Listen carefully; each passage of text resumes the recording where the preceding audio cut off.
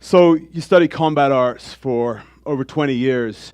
You learn a lot about yourself, you learn a lot about other people, and you learn a lot about what's important in life. I've seen people build amazing lives for themselves. I've seen people throw away amazing lives for no reason. Who here wants to have an amazing life? Who here has an amazing life already and wants to make it even better and get unstuck? Good. That's right. So, real quick, I'm going to cover a lot of ground. And don't worry about getting everything. Just pay attention, be present, and I promise you'll get some things at a deep level which will begin to change your life. Now, as I was flying over here, I was thinking about some of the soldiers I've trained, and this guy popped into my head. I think his name was Sergeant Chavez. And Sergeant Chavez had a very important mission to go on, a very important purpose, and he was about to not be able to go because the level he was shooting at wasn't meeting the criteria. And Sergeant Chavez had a little bit of a problem. You see, he thought he knew the best way to do everything, and he really sucked at taking advice. Has anyone here ever sucked at taking advice? I have. We broke through that, and I was able to help him change the way that he breathed, just one little thing. And suddenly, his level of shooting went way up. He was just chewing up targets, and he was able to deploy and do his mission and do a very, very important job. The point is, sometimes one little change in life can create a massive difference in your results. So, I've noticed that sometimes we get frustrated, and being frustrated and stuck in life is one of the worst feelings, right? You feel like there's so much more you could do, and you just can't get life to work. You can't get business to work. Anyone ever been there? It's one of the worst feelings. And the danger is that we begin to very subtly, invisibly, quietly give up. And we start to lower our standards. And suddenly we become a person who's most of the way through their life and hasn't really done anything yet. And you end up like the lady sitting next to me in the airport yesterday who literally had a 20-minute conversation with somebody about Cool Whip and how to use it and the best place to buy it. Inane stuff, not even the sexy stuff, the inane stuff. Pervert. So, we don't want that for you. You know, I think of David Henry Thoreau. He said, "The mass of men live their lives in quiet desperation and go to the grave with their song still in them." And what that looks like is we start to pretend that the really important stuff doesn't fucking matter. And that gives us an excuse to play small and not take risk and do what's just easy and just what's convenient, what's low friction. So a few years ago, I suddenly fell into this grip of this debilitating depression out of nowhere. I focused on building a career, I'd focused on building a family, and these things were important. And I took my eye off my true purpose.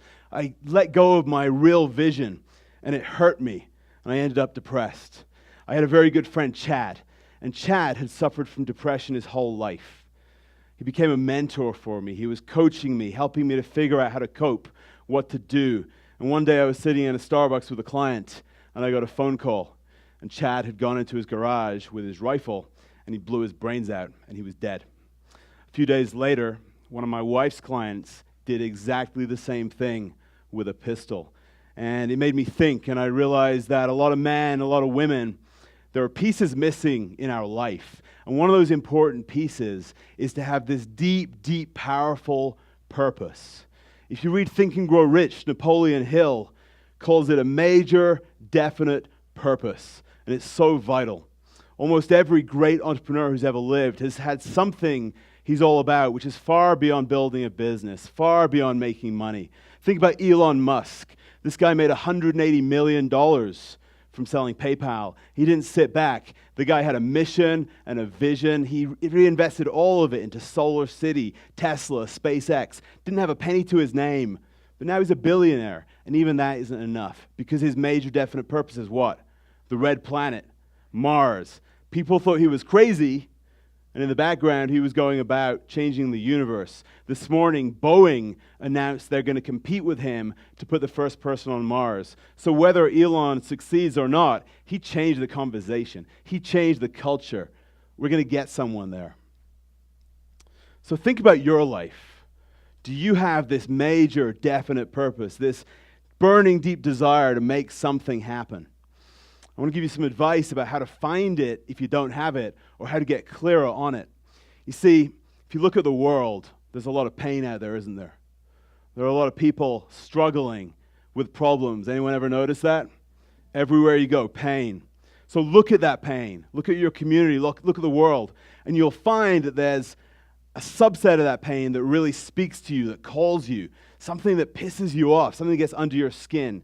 That is a very good place to look to begin to find your purpose. So, if you're going to live with a purpose in mind, something big, there's a few things you need to do. You have to understand that there is value in sacrificing yourself to something bigger so that you, in turn, can become bigger. You have to do a few different things. You're going to have to begin to realize that the results you get in your life are not a consequence of tactics and strategies and the things that you do. What you get in life is mostly a consequence of who you become. So you've got to look at what skills you're going to need, what kind of resources do you have to develop, what kind of network and community are you going to have to surround yourself with. Next, you're going to have to do some hard work. You're going to have to clean house. You have to clean up your life. More importantly, you're going to have to clean up your own insides, your own inner space, your own inner energetics. And what that looks like is quit slowing yourself down with a focus on the pain and the hurt that you have. Sure, most people have stuff that happened to them when they were kids, horrible things. If that's slowing you down, do one of two things. Cut it loose because you don't fucking need it anymore and you've got something important to do, or find a way to deal it, clear it, get rid of it. If you're living with this insipid addiction to approval and permission from other people, you need to clear yourself of that. Anyone ever do that? Slow down because you need approval? Here's the deal. You need to learn to be a fucking adult and do what's important and make a difference. Thank you. Next, you need to lead. Anyone ever done a Tough Mudder? There's an obstacle at the end of the Tough Mudder. It's electrical. It hurts like hell. And on the front end of it, you always find groups of people just hanging out, chit-chatting. But then when one person takes a deep breath and gets brave and runs, guess what? 10, 20, 30 people immediately go. And the truth is, they were literally standing around waiting for a leader. You walk into any room of people, any marketplace, people are crying out for leadership. And it doesn't take much. You don't have to know the most or be the best. Just be the person who says, follow me, I'll lead, and I'll figure it out. Lastly, make sure you build yourself a life full of stretching, full of challenge. Do things that really force you to grow. I always mispronounce his name. Thucydides was a Greek. He said, all men are equal, but the man who's trained in the severest school is the best. So build a life that forces you to grow. Life is short. My brother Jay was talking about death being your greatest ally. The average American lives to age 76, if they're lucky. So do a quick calculation. 76 minus your age is what you most likely have left. It might not be as much time as you thought you had. And now look at what you have left. How many effective years of vitality and health and energy do you really have to make a difference and to build something? Death is your greatest ally. You know, life is amazing. There are so many fun, beautiful, rewarding experiences. And you have to go out and really live.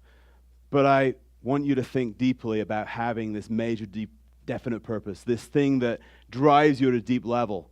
If you have it, you know what it is, and you haven't shared it with anyone yet, I challenge you tonight, begin sharing it with the rest of the group, with your peers. If you get one thing, like Sergeant Chavez, he got one thing that changed his results, changed his life. I want you to take one thing away from me. This is my message. Death is coming.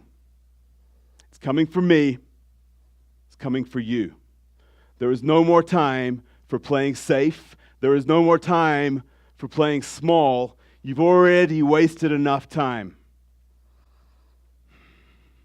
Death is coming. Do something.